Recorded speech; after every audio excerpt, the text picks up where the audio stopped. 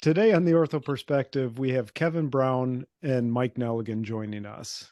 Both Kevin and I, and as well as Mike, have known each other for 2 to 3 years each. And the ironic thing about it is that none of us knew each other, or none of us would know each other without LinkedIn. Between the two of them, they have 60 years of ortho sales experience. Both have made transitions from working from a single manufacturer now to being a truly independent distributor of orthopedic products. So, Mike, Kevin, welcome. Thank you. It's an honor. So, all three of us have talked in separate conversations a lot in the past about the advantages for reps to be brokers of products. But today, what I want to do is really talk through the advantages of our surgeon customers as well as facilities, the advantages to them of dealing with people like us rather than relying on a sole manufacturer of products. And Kevin, I'll start with you. I've personally known you for just over 3 years. I've heard you on your Device Nation podcast talking about the benefits of having sidelines and the benefits of having multiple revenue streams. But from your perspective, how is this beneficial for our customers as well? It just gives them options. Okay. And I'm not here to say that one way is particularly better. I think every territory has its own high points, low points for either one of these models, whether you're working for a large company or an independent. But one of the advantages that I've seen being a broker is that it allows you to shop the universe for things that may bring value to your accounts, and then bring it to them in a transparent way, right? When you work for a primary company as a W-2, your job is to bring as much of that company's product to purchasing and get it through value analysis as you can, right? That's your job. There's nothing scurrilous about that. That's just the way it is. This model is a little bit different in that I really don't care what they use. I would like it if they used as many things as they could with me, but your job is different now. You're trying to find them things that actually fill a need other than maybe selling something they don't need just because your company says we want you to sell this.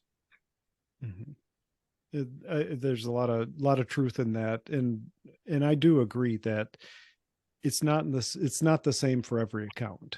It's not the same for every rep. But in the appropriate situations, there's strategic advantages. And so, Mike, how did you come about this realization as well? I kind of stumbled into this by accident on this side, and over time realized the way I can help my surgeons is, like Kevin said, I'm always looking for new, innovative, and proprietary technology. And I was talking to a friend last night who's independent like us, and he said he's trying to become known as the guy who has the cool stuff. I'm the cool stuff distributor. So my surgeons have gotten to know me as having unique stuff, so they're more willing to talk to me, as opposed to just showing up and hoping my company continues to innovate and bring new technology to me. I can go out and proactively get it. Right.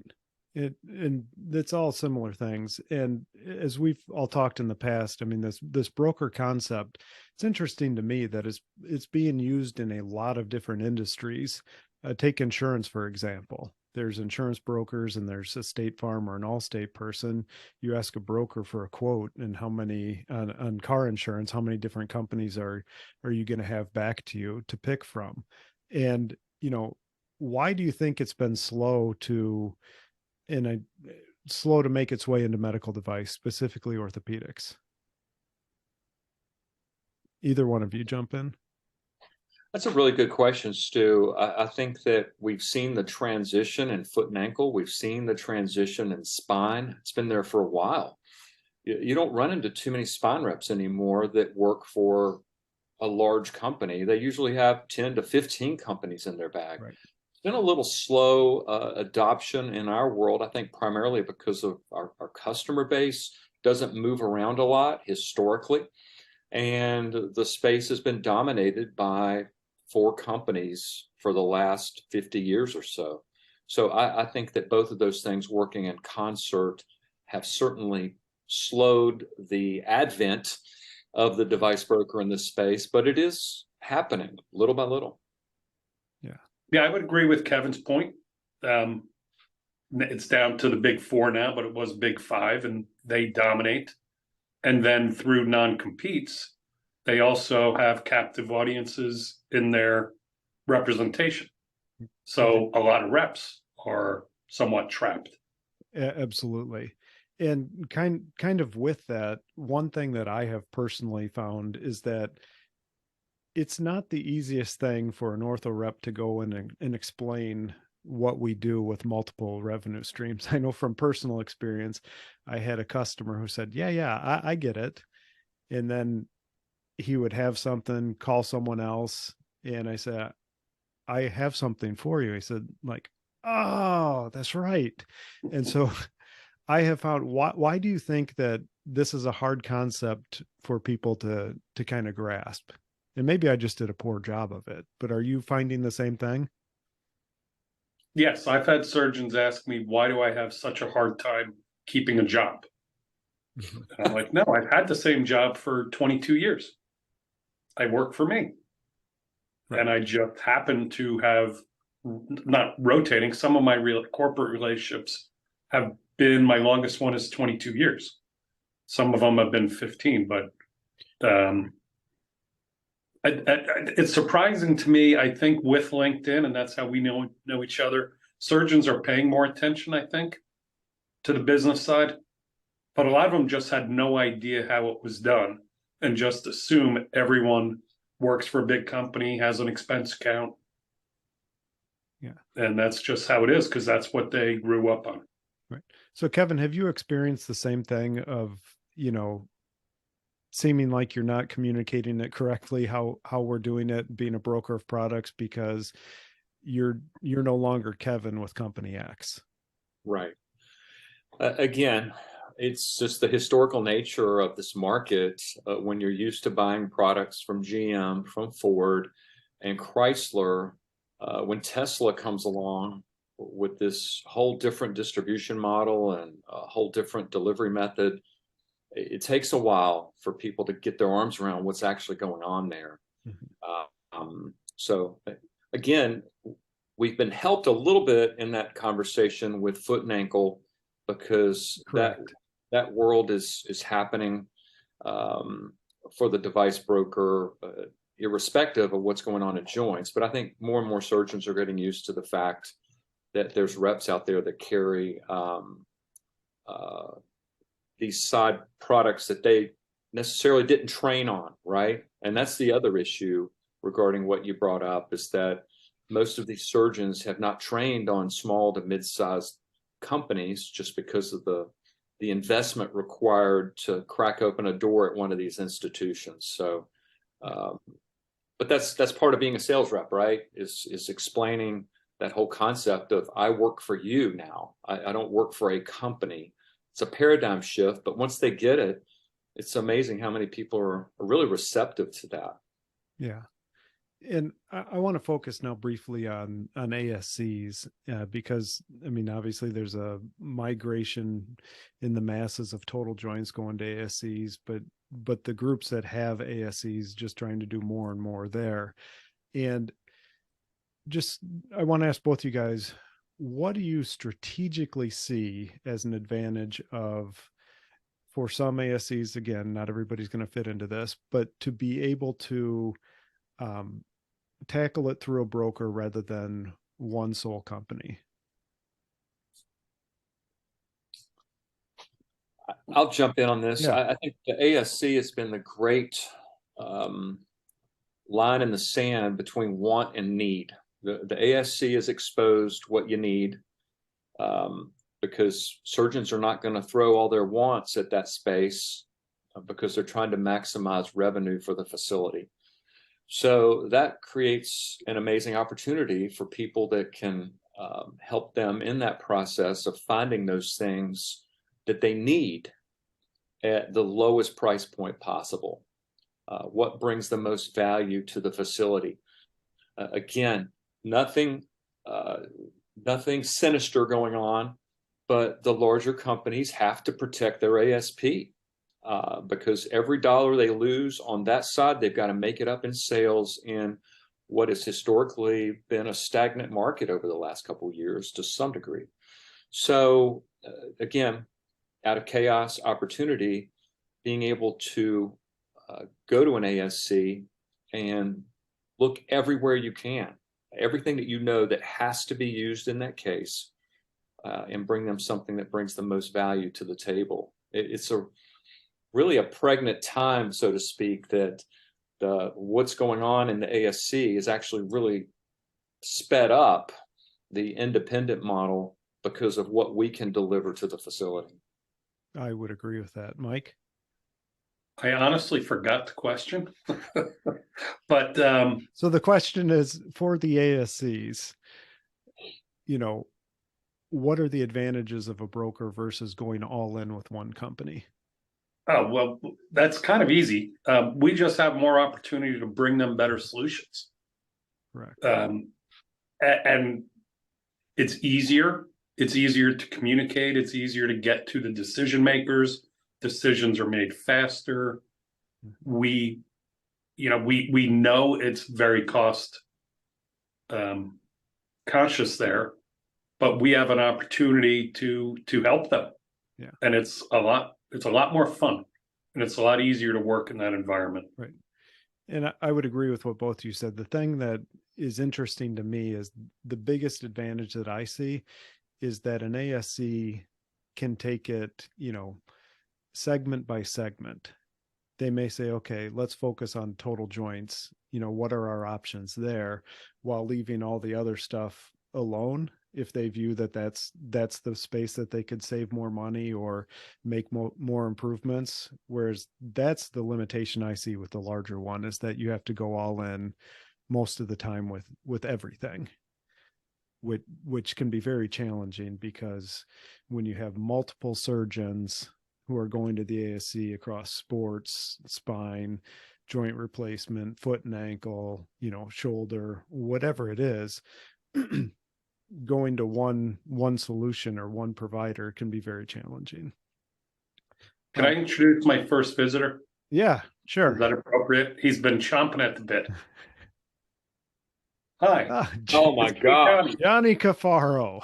He's on every station. That there could be a podcast and I not be on it. So I just wanted to come today to confess to everyone why I love Cafaro shoes. There's a secret lift in them, and I'm actually only 5'7". Y'all have a great day. Mike. Amazing what a pair of shoes can do, right? That's correct. A well-made pair of shoes. Well-made pair of shoes. Yeah.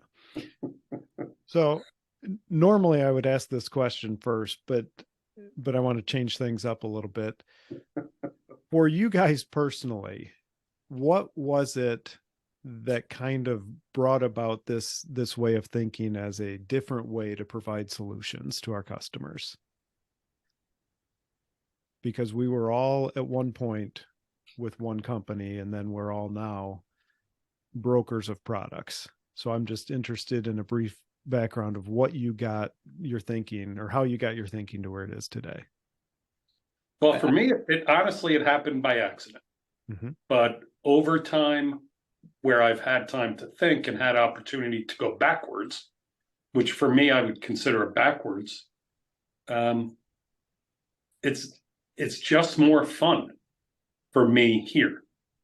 And I have more fun going out and representing unique proprietary technology and bringing it to my surgeon customers, and having the ability to expand how I find surgeon customers and accounts, and not being constricted to a certain geography, and not being limited by my company's ability to come out with new technology to keep up with the changes.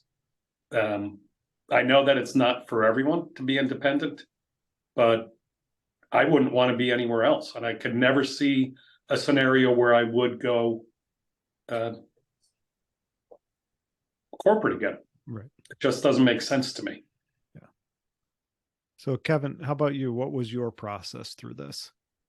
It's definitely been a process. I mean, I came from a background where my job was to sell as much as I could of this company's product, many patient stickers as I could throw out there, and had to work with anybody and everybody I could and sell everything that was in the bag. In fact, we got judged by that. And it's been a little bit of a programming shift for me mentally, is that that's not my goal anymore. My goal is to support whatever my surgeon wants to try, wants to do, and not get sucked into that sell everything in the bag mindset, right? So now you're looking for trauma, you're looking for foot and ankle. And I made a mistake on that early on and grabbed onto things that really I had no business selling, right? So this has given me an opportunity to stop, reassess, and go, here's a good orthopedic term, fit and fill, right? What's the fit for this territory? Does it fill a genuine need, right? And I think the true value of this whole thing is not so much what I get out of it, because I love that aspect of it, obviously, shiny new things and trying this over here, but ultimately it frees the surgeon, right? Correct. To have one rep to work with, but they can try a multitude of things and see what works good in their hands. And maybe this company has a good hinge. Maybe this company has a great sleeve revision scenario. Maybe this company over here has a great ball and socket solution for patients. I just think it's an awesome thing for the end customer. Absolutely. But and I would echo a little bit what you said, Kevin, is I aired early on as well. Is the first I think it was the last time Academy was in Vegas, was at 2018. And I remember walking around the exhibit hall for the first time being truly a broker of products. And I got very distracted because I was thinking about it wrong. I was thinking like, oh, that's shiny and different. I know I could find someone to use that, where it's come full circle is I want to provide legitimate solutions for what my customers are looking for, not Right. just finding a product to see if I can find people that would be willing to use it. To that point, Stu, and that's a great point. In marketing, there's a push strategy and there's a pull strategy. And I think for a lot of reps listening, if they're honest, most of what they're doing is a push strategy, right? You're giving orders, you're giving direction. This is what we need to be focusing on first quarter, second quarter, and then you're pushing that into the market. Whereas this frees you up to embrace just a different model, which is the pull strategy, and have your ears on the ground, your eyes open. What are your customers talking about? What are their concerns? And then you have something that can be pulled into that as a solution. Very different mindset. Correct. Let's go back to, if you were a ASC manager, purchasing manager, or a surgeon who's like, you know what, that makes a lot of sense, or even a hospital for that matter. If you are wanting to explore something like this, what should you be looking for in quote unquote a broker of medical device products? It's kind of a broad question, but one that has a broad product offering of solutions. And like Kevin said, one that's paying attention to understand what you would be looking for as the ASC. Right. And then someone you feel like you can trust. I wholeheartedly agree with that, is finding someone that you can trust through the process. I agree, Stu. I had an amazing experience in Nashville, getting behind the curtain with one of the big GPOs and getting to talk to purchasing people in a very transparent way, not me as a rep and them as a purchasing agent in a facility vying against each other with competing interests, but in a very low risk, just being honest with each other. And to what Mike just said, that is so true. That relationship, we talked about it on the podcast, is more critical now than ever. of darkening the door of purchasing, getting to know them, letting them know that you don't have commission breath, that you're not there with your push strategy and here's what we want you to buy from my company this year, but more of them really getting the read on you that you're just there to bring value. And if there's a product that can help them on their bottom line this year, and even if you don't carry it, you'll get it for them. What can you do to help them? Because, you know, you talked about ASC, Stu, but I would guess right now from the numbers I'm getting from in Nashville is that over half the hospitals now are in negative margins. So that's a real opportunity to be that value partner with the hospital and the ASC instead of being the historical peddler that many of us have been. And I've certainly been that over the years. Yeah, so. we've all been there. Yeah. So kind of one last question that I want to ask you guys is, where do you see the future of, you know, acquiring devices going? We understand it's not going to be the same as it was 20 years ago or even today. And we could be completely wrong about this, but with more and more going to ASCs, you know, more and more outpatient surgeries, where do you guys see this going? We'll start with you, Mike. Thank you. Yeah. I would say I would look 15 degrees to the right or to the left. So if I looked 15 degrees that way, I might see my sensei, Matthew Ray Scott, who says things like, how small is big enough? Yeah. Okay. That didn't really answer your question, but Matthew wanted to get on camera too. But it does answer the question from the standpoint of it's not going to be drastically different than it is today, because, you know, revolutionary things really aren't that far off. It's just a slight trajectory change. So I do think that it is. That's what. Yeah. Kevin, what's your thought on where it's going for people like us and even the people acquiring products? You know, we've been talking about at the show that retention equals joy over pain, right? And I think that's what's going to drive the next 5 years. If the joy continues to trend downward and the pain continues to trend upward, you're going to see people jumping ship, which is going to start changing the face of everything, right? You're going to see some of those people leaving, going to become independent brokers, because let's be honest, right? A $2,200 total knee at 8% commission is a lot different conversation than a $2,200 knee at 20% commission, just for example.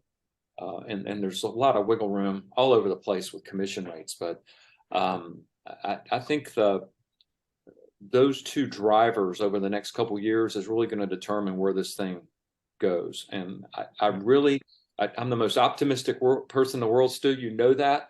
But I do see joy in our space not going higher, and I see more pain coming. Right. Just because the simple fact that there's the money coming into this thing is just going to continue to get less and less. And as hospitals continue to struggle, they're going to go after their profitable service lines. And unfortunately, orthopedics is in that crosshair, right? So again, creates an opportunity, right? As that money stream gets smaller, then the device broker, I think, brings an interesting solution, right? Being able to shop the universe, be that Amazon shopper for the facility and the surgeon. You know, I know you want to be at this price, doctor. Let's find something that can meet that price point. Totally different conversation than where it is now, where everybody's just trying to build a bunker around their selling price. So again, it's chaotic. There's going to be some pain coming our way, but at the same time, I really feel like there's never been a time that's been more ripe with opportunity for people that can see through the pain, and see that there might be a solution they could provide their surgeons and their facilities at a whole nother level that they've never conceived of. Right. And I would piggyback with Kevin's point there. Yeah. And that's why it's so exciting for guys like us to be where we are. Yes. If we were stuck with one company and all we had was metal and plastic, the pain that's coming as ASP drops, as the surgeons are making less, and the pressure therefore goes up, that's a lot. Right. But where we are, we can help our physicians because they're feeling this pain too. It's coming to them as much or more than it is to us. Yeah. As their costs are going up and their reimbursements going down, they look to guys like us to help them with creative ways to generate new revenue, perhaps in their clinics. Yeah. And we have those. And I was just in a meeting 2 days ago where we're talking about bringing a program to a physician that could add $400,000 of revenue to him while he's providing a service that's helping his patients. Right. And that's really fun. And that changes the conversation off metal and plastic. Yes. Which we didn't talk about at all. Correct. I'm glad that you brought up the point about our surgeon customers' frustrations as well in the hospitals, because I am finding the same thing. Just as reps are not having as much fun as they did 10, 15, 20 years ago, the same is true with our surgeon customer friends in dealing with the same people they have for years and years. So I appreciate both of you guys taking the time to talk through this. Thank our special guests, Matthew, Ray, and Johnny also. I'm going to bring these to Vegas and I want to get them autographed. Yeah. So in closing, if anybody wants to reach out to these two people, to use a broker in your facility, you can reach out to both of them on LinkedIn, or if Mike can hold his card still, you could read that. But I truly appreciate the time, guys, and I will see both of you in Vegas, and I'm sure both of you will be at Matthew Ray's content crib. And a great idea for a card holder, a femur. I stole that from a product manager at a big company. That is a good idea. Not the actual femur, just the idea. Kevin, I'm a little disappointed that you haven't come up with that, because I've never thought of that. And you normally have stupid rep tricks. So feel free to steal it, Kevin. Yeah, this could be a stupid rep trick. Part of being a guitar player is stealing riffs, and I'm stealing that one right now. That's amazing. So. Well, guys, I appreciate it. And again, if you're interested in talking with either of these people, reach out to them on LinkedIn. Have a great weekend, guys. Thanks, guys.